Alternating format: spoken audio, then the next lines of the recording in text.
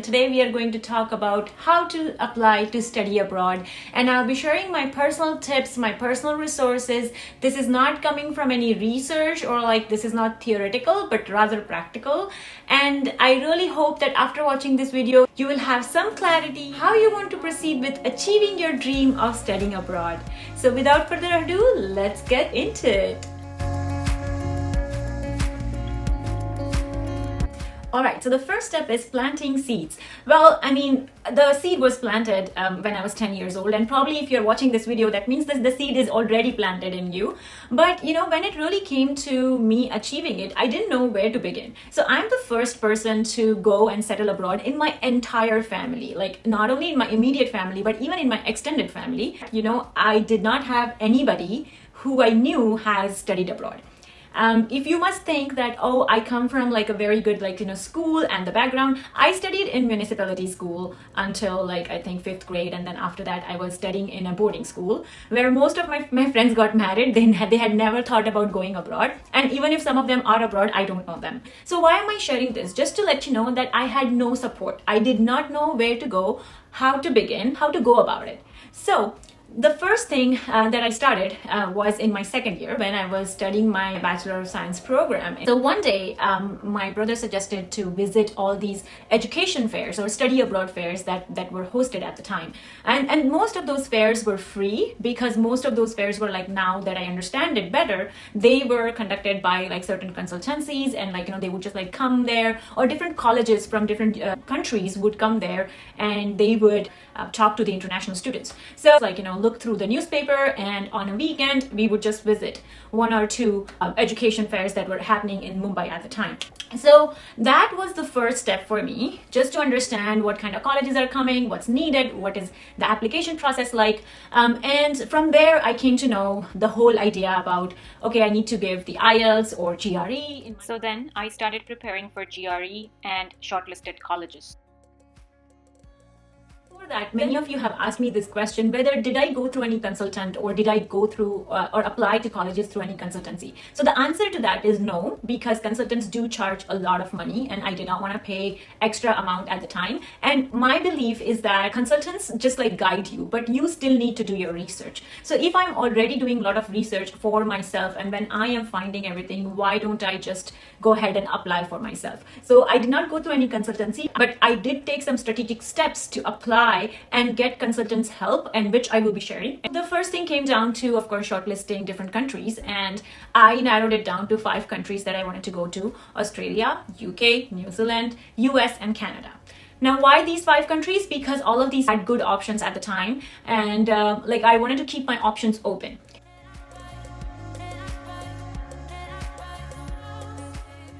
So after shortlisting these countries, I just started looking through to find what was needed in order to apply to these countries. So just kind of pulling a few good universities and looking through their admissions criteria.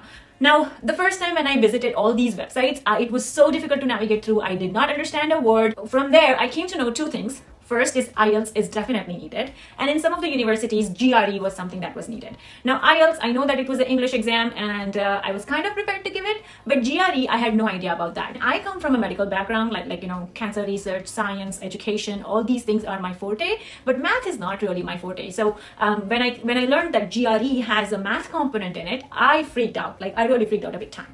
And freaking out helped me even better, because then I started to prepare for GRE.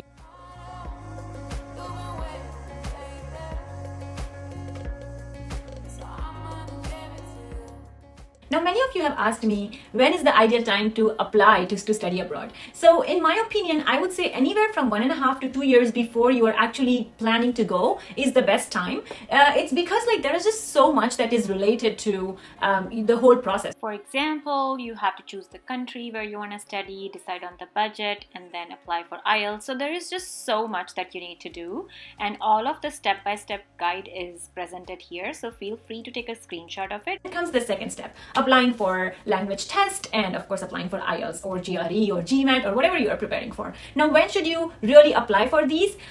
First is when you feel that you're prepared. Second is when you know what scores you want, because it is really important to get the scores that you need, right? So I gave my test 6 months before I was planning to apply to colleges. And that's just because in case if I don't get good marks, then I have to kind of factor in that time as well. Now this, while I was doing this step, don't forget that I was still visiting all these international fairs. I had at least visited about 10 to 15 fairs like in a year. So that means like one every month. And again, I will tell you how that benefited me in the next steps. Then comes the third step, right? Like of finding eligibility, of finding the suitable colleges, and finding how to apply.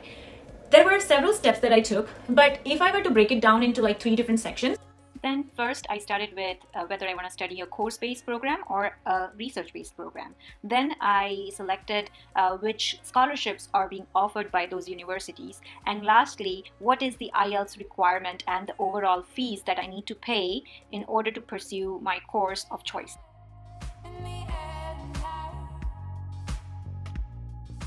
In each country, there are different professors and different universities have different intake criteria. But in general, if I were to put it like in a general umbrella category, then I would say that one thing that was common across all of them was if I wanted to apply for the master's with research-based program, then it is my responsibility to come up with the research proposal, find a suitable supervisor for myself, and it has to like match with their portfolio, right? And then of course later on, when I dig deep into it, I got to know that each supervisor has their own funding, which they can give you if they like your project. So it's like really like, you're just pitching an idea to them and then they are kind of like buying that idea from you. If it's a course-based program, it was super simple. Just go look up the courses, see if it interests you. If you're meeting the eligibility criteria, just apply.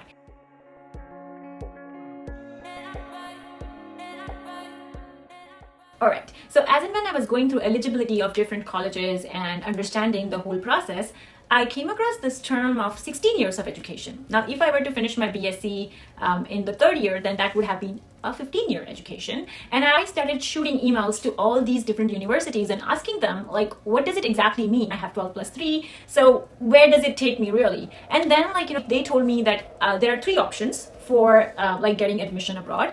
If I have 15 years of education, I can still get the admission. However, I need to get the equivalence done. So it means that I have to go to World Education Services, give all my mark sheets to them, and get them to get it converted in Canadian equivalence or in Australian equivalence. But then when I looked at WES fees, it was again another $150 or something, and I didn't want to pay that much at the time. The second option was that I could still get admission and I need to do some prerequisite courses before I actually get into my master's. Now that sounds like a very good option, but again, it's an expensive path because in order to do the prerequisite courses, I would have had to pay the money, and that would have even reduced my chances of getting visa because sometimes the prerequisite courses, sometimes like immigration officers, they just don't give it to you. So that was again a little bit complicated, but one of the options that I could have put on my plate. And then the third option was that I could just ask my supervisor to consider my 15-year education and give me the admission. And if my research proposal was really great, then they would give me the admission. Not all universities had this. So some of the universities did accept 15 years of education, whereas the others were really adamant on 16 years of education.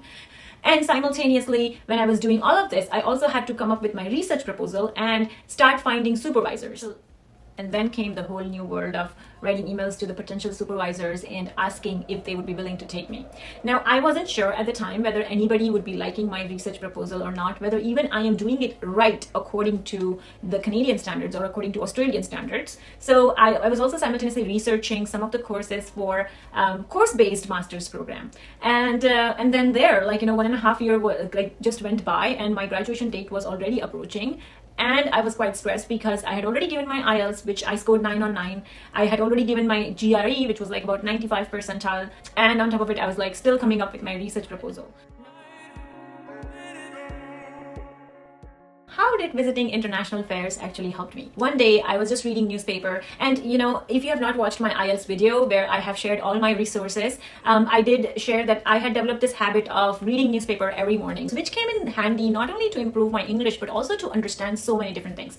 So here is one example. I came across this education fair from IDP, which was study in Australia for free, and they had said that they are waiving the application fees to study in Australian universities. And I was the first one to visit that fair. So as a part of that promotion, there was an advisor who would be helping me to apply to Australian universities for free. So basically IDP had some sort of tie-up with Australian universities, and that's how I availed their services for free.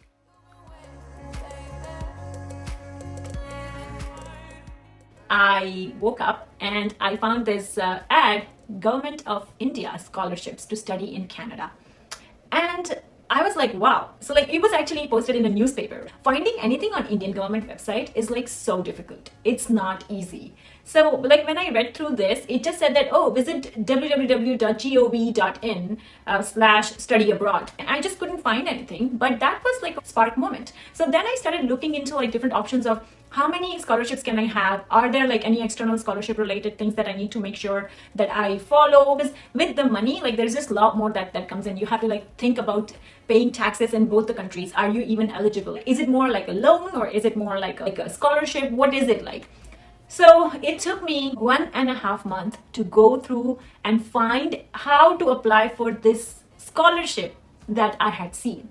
And finally, my continuous research through reading through each and everything and understanding each and every word of it, I got to know, okay, that this is the application process. It's actually apply via post. And I didn't even know, like, if it's just like, something, all my documents are just going into a dump hole, or is it like really going somewhere? I started my application process. The deadline was approaching soon. I had already graduated by then, and I submitted my scholarship application.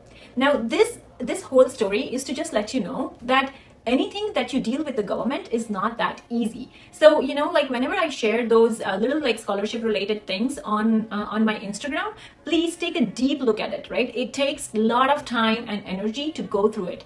And even at the time when I was applying, I didn't know if like, I'm just putting it in a dump hole or like, am I really going to get something out of it? So I sent my application. I did not know whether I'm going to get it or not. But now I believe that because the application process itself was so difficult and like it was so difficult to find the information related to it, I think maybe very few people applied, or maybe. And after about 4 months, I received a letter in my mail at home, and which was like, we are granting you the scholarship. And I was like, whew. What are you talking about? And that was like the best moment of my life. I will still not forget that. So I had this full funding from them. So they were covering up my entire tuition fees. Applying for visa, when I was looking for it, it did say that the scholarship funding is not going to be acceptable. In most cases, it is just because what if like in the future, if your funding stops or if you fail, right? Like let's suppose if I were to fail in my first year, my funding will not be continuing. And of course, it's going to impact my overall ability to perform well. So that's why like, in most visa applications, the scholarship, just showing scholarship is not going to be enough.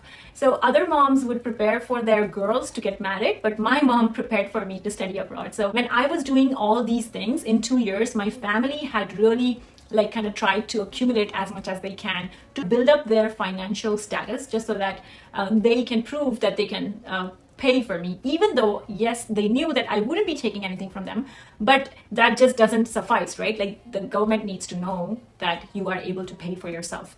All right, so scholarship was done, and now came the time to apply for visa. My family had to show a lot of things, like we had to submit IT reports, and I have put all the documents that I was asked to submit like in the description box below. So feel free to like take a look at that. And I've also like included other things which are good resources, which are my personal resources. So I hope that it helps you. And then of course I applied for visa, but then before applying for visa, I did have to also take an education loan from SBI Bank. It's also because in case if my family is not able to pay, or like if the amount showing from my family's side is not going to be sufficient, then there needs to be some backup. The first lesson that I'm going to tell you, that don't give up. Please do not give up, because it does pay off. And the second lesson that I want to give here is please keep an eye out on everything that is out there. Be it like, a website, or be it like an Instagram post, or be it a newspaper post, because a lot of government scholarships are still posted in newspaper. I know, how dumb is that, right? But that's the reality of it. The third thing that I would say is that prepare full application. Respect the application deadline and prepare full applications.